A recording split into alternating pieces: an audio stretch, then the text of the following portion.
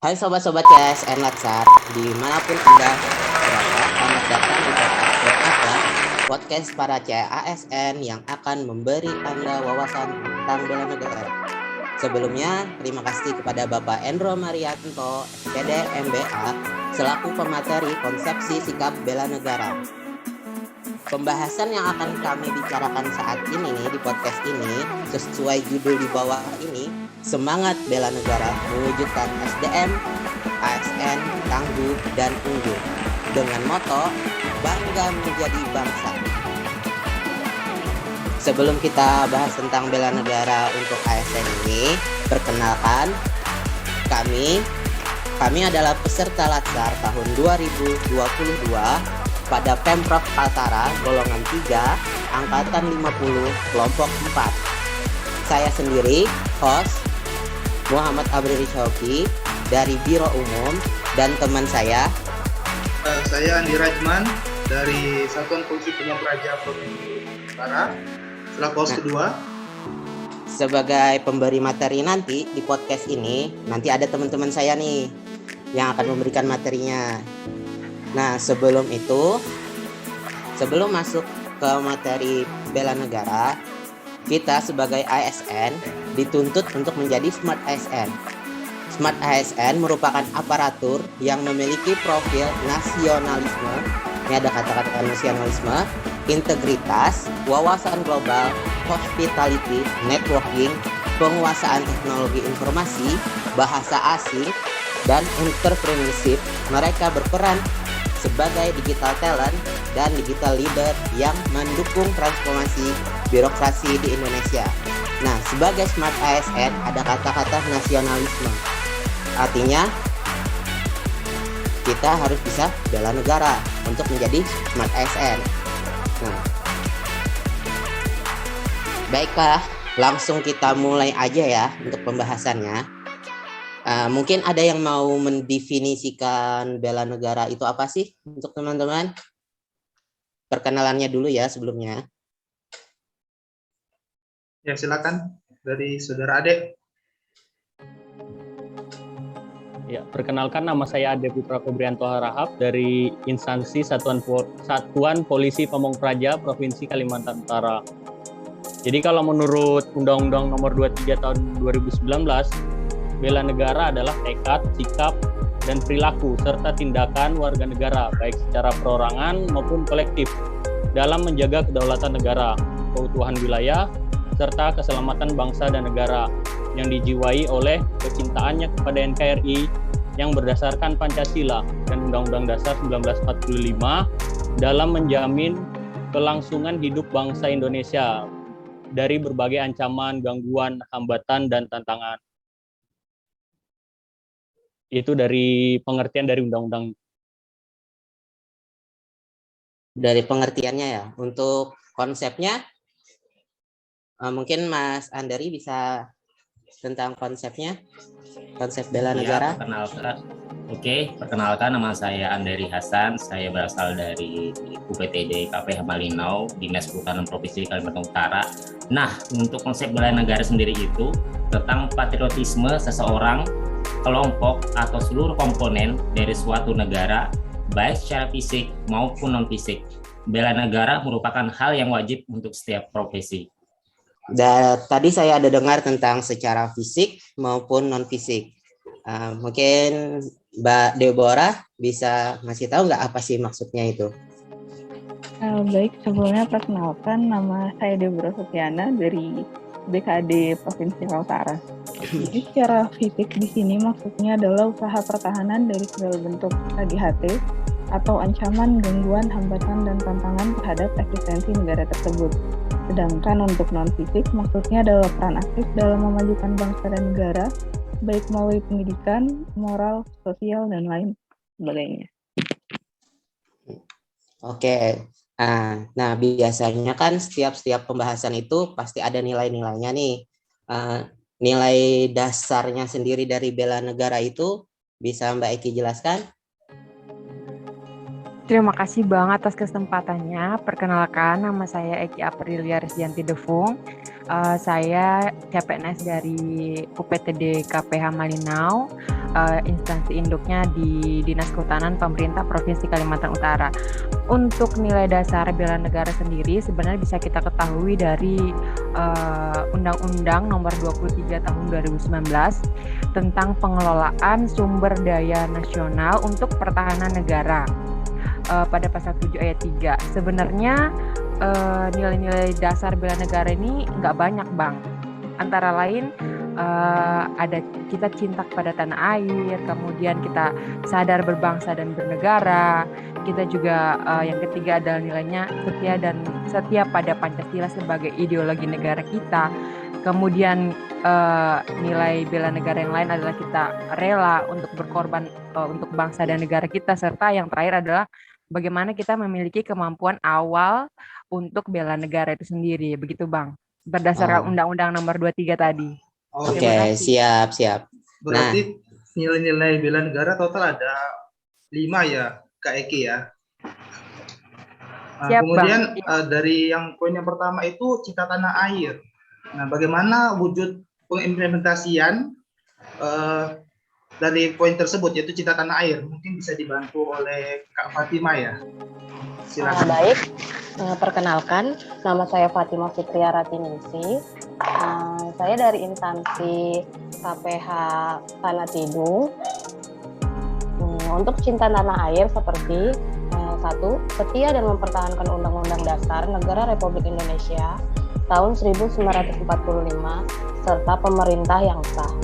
2. Mengabdi kepada negara dan rakyat Indonesia. 3. Sesuai peran dan tugas masing-masing ASN, ikut menjaga seluruh ruang wilayah Indonesia, baik ruang darat, laut, maupun udara dari berbagai ancaman, seperti ancaman kerusakan lingkungan, ancaman pencurian sumber daya alam, ancaman penyalahgunaan tata ruang, ancaman pelanggaran batas negara, dan lain-lain. 4. ASN sebagai warga negara terpilih harus menjadi contoh di tengah-tengah masyarakat dalam menunjukkan kebanggaan sebagai bagian dari bangsa Indonesia. 5. Selalu menjadikan para pahlawan sebagai sosok panutan dan mengambil pembelajaran jiwa patriotisme dari para pahlawan, serta berusaha untuk selalu menunjukkan sikap kepahlawanan dengan mengabdi tanpa pamrih kepada negara dan bangsa. Ya, dari rekan-rekan yang lain mungkin ada yang mau menambahkan terkait cinta tanah air kepada Bang Herudin. Bisa tambahkan, Bang? Terima kasih. Semangat pagi kawan-kawan semua. Pagi. Pagi. Perkenalkan, saya Herudin dari UPTD KPH Malinau, Dinas Kehutanan Provinsi Kalimantan Utara. Mungkin ada sedikit beberapa poin yang akan saya tambahkan dari penjelasan Mbak Fatima tadi terkait apa sih perwujudan dari cinta tanah air. Yang pertama mungkin yang akan saya tambahkan, selalu menjaga nama baik bangsa dan negara dalam setiap tindakan dan tidak merendahkan atau selalu membandingkan bangsa Indonesia dan sisi negatif dengan bangsa-bangsa lain di dunia. Terus yang kedua, kita harus selalu berupaya untuk memberikan kontribusi pada kemajuan bangsa dan negara melalui ide-ide kreatif dan inovatif guna mewujudkan kemandirian bangsa sesuai dengan kapasitas dan kapabilitas kita masing-masing. Terus selaku ASN juga yang notabene-nya sudah terstigma di masyarakat bahwa kita akan menjadi role model. Jadi sebaiknya kita harus selalu mengutamakan produk-produk Indonesia, penggunaan produk Indonesia baik dalam kehidupan sehari-hari maupun dalam mendukung tugas kita sebagai ASN. Penggunaan produk-produk asing hanya akan dilakukan apabila produk tersebut tidak akan diproduksi di bangsa kita. Selanjutnya kita harus selalu mendukung baik secara moral maupun material putra-putri terbaik bangsa, baik itu olahragawan, pelajar, mahasiswa, duta seni, dan lain-lain, baik perorangan maupun kelompok yang bertugas membawa nama Indonesia di kancah internasional. Mungkin yang terakhir yang saya tambahkan, selalu menempatkan produk industri kreatif atau industri hiburan tanah air sebagai pilihan pertama dan mendukung perkembangannya. Mungkin itu aja yang bisa saya tambahkan. Oke, baik. Jadi cintai produk lokal termasuk cinta tanah air, Bang ya? Iya, betul. Oke. Seperti apa yang kita lakukan malam ini. Pakai batik semua. Baik, kemudian bagaimana dengan sadar berbangsa dan bernegara? Setia pada Pancasila, sebagai ideologi negara, rela berkorban untuk bangsa dan negara, dan kemampuan awal bela negara. Mungkin bisa dibantu oleh Abang Ade ya? Baik, contoh penerapan sadar bangsa dan negara itu sebenarnya banyak. Cuman ada beberapa yang bisa saya jabarkan seperti menjalankan tugas secara profesional dan tidak berpihak, membuat keputusan berdasarkan prinsip keahlian, memegang teguh prinsip netralitas ASN dalam setiap kontestasi politik, baik di tingkat daerah maupun tingkat nasional, mentaati, melaksanakan, dan tidak melanggar semua peraturan perundang-undangan yang berlaku di wilayah NKRI, serta menjadi pelopor dalam penegakan peraturan perundang-undangan di tengah-tengah masyarakat. Kemudian menggunakan hak pilih dengan baik dan mendukung terselenggaranya pemilihan umum yang mandiri, jujur, adil, berkepastian hukum, tertib, terbuka, proporsional, profesional, akuntabel, efektif, dan efisien. Selanjutnya ada berpikir, bersikap, dan berbuat yang sesuai peran tugas dan fungsi ASN. Sesuai dengan bidang tugasnya masing-masing, ikut berpartisipasi menjaga kedaulatan bangsa dan negara. Kemudian ada menghargai komunikasi, konsultasi, dan bekerja sama. Kemudian yang terakhir yang bisa saya jabarkan, meningkatkan efektivitas sistem pemerintahan yang demokratis sebagai perangkat sistem karir. Mungkin itu. Baik, terima kasih Bang Ade.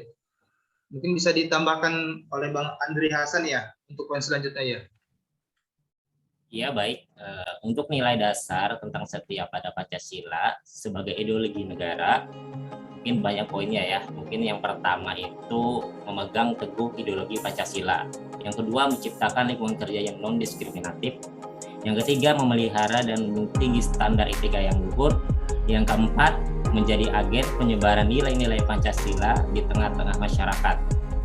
Yang kelima, menjadi contoh bagi masyarakat dalam pengamalan nilai-nilai Pancasila di tengah kehidupan sehari-hari. Yang keenam, menjadikan Pancasila sebagai alat perekat dan pemersatu sesuai fungsi ASN. Yang ketujuh, mengembangkan nilai-nilai Pancasila dalam berbagai kesempatan dalam konteks kekinian. Yang kedelapan, selalu menunjukkan keyakinan dan kepercayaan bahwa Pancasila merupakan dasar negara yang menjamin kelangsungan hidup bangsa. Dan yang terakhir ialah mendorong kesetaraan dalam pekerjaan, Mas. Oke, Mas. Baik. Terima kasih Bang, luar biasa penjelasannya. Selanjutnya untuk pengimplementasian nilai rela berkorban untuk bangsa dan negara itu seperti apa ya? Mungkin bisa dibantu oleh Kakak Deborah, silakan. Penerapan rela berkorban untuk bangsa dan negara itu bisa dengan cara yang pertama, dengan memberikan pelayanan kepada publik secara jujur, tanggap, cepat, tepat, akurat, berdaya guna, berasal guna, dan santun. Kemudian yang kedua, bersedia mengorbankan waktu, tenaga, dan pikirannya untuk kemajuan bangsa dan negara sesuai dengan tugas dan fungsinya masing-masing. Dan bersedia secara sadar untuk membela bangsa dan negara dari berbagai macam ancaman. Gitu, Mas. Mungkin Kakak Fatimah mau menambahkan sedikit Kak tentang pengimplementasian rela berkorban untuk bangsa dan negara. Silakan, Kak Fatimah. Baik, makasih Kak. Saya tambahkan sedikit. Menambahkan terkait rela berkorban untuk bangsa dan negara. Yang pertama, selalu berpartisipasi aktif dalam pembangunan nasional dan menjadi pionir pemberdayaan masyarakat dalam pembangunan nasional. Yang kedua, selalu ikhlas membantu masyarakat dalam menghadapi situasi dan kondisi yang penuh dengan kesulitan. Dan yang terakhir, selalu yakin dan percaya bahwa pengorbanan sebagai ASN tidak akan sia-sia. Baik, terima kasih. Nah, sekarang tinggal nilai bela negara yang terakhir, yaitu kemampuan awal bela negara. Mungkin ada yang bisa bantu menjawab untuk nilai-nilai seperti apa? Pada Bang Khairuddin mungkin? Silakan. Makasih Mas Host. Sebenarnya untuk kemampuan awal bela negara itu sendiri sih, kalau kita di ASN, kalau menurut saya yang pertama itu kita harus memiliki kemampuan dalam melaksanakan kebijakan dan program pemerintah. Terus mengutamakan kepemimpinan yang berkualitas tinggi. Terus selanjutnya lagi mengutamakan pencapaian hasil dan mendorong kinerja pegawai. Dan selalu berusaha untuk meningkatkan kompetensi dan mengembangkan wawasan sesuai dengan kemajuan ilmu pengetahuan dan teknologi. Yang terakhir, selalu menjaga kesehatan, baik fisik maupun psikis, dengan pola hidup sehat serta menjaga keseimbangan dalam kehidupan sehari-hari. Mungkin itu aja. Jadi menjaga pola hidup sehat juga penting ya berarti untuk bela negara ya. Nah, ikut menambahkan ya. Nah, pokoknya pembahasan yang bagus untuk dari teman-teman semua, jelas dan saya bisa memahaminya sendiri. Nah, untuk menambahkan terkait penerapan kemampuan awal tadi bela negara yang terakhir ya, senantiasa bersyukur dan berdoa atas kenikmatan yang telah diberikan Tuhan Yang Maha Esa, selalu menjaga kebugaran dan menjadikan kegemaran berolahraga sebagai gaya hidup. Nah, teman-teman yang lain sudah ada yang berolahraga?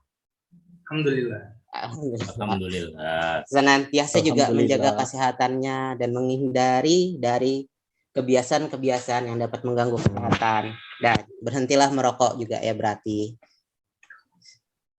Oke, Bang Andi. Baik. Mungkin sampai di situ aja ya untuk podcast kita kali ini ya. Mungkin Mas Andi bisa tarik kesimpulannya lah untuk menutup. Jadi kesimpulan dari podcast kita kali ini, kita sebagai Smart ASN berhalak wajib untuk menerapkan atau mengimplementasikan nilai-nilai bela negara di dalam setiap kegiatan kita, entah itu di kantor maupun kita di luar. Karena kita sebagai ASN itu yaitu sebagai panutan bagi warga masyarakat Indonesia khususnya di Kalimantan Utara ini.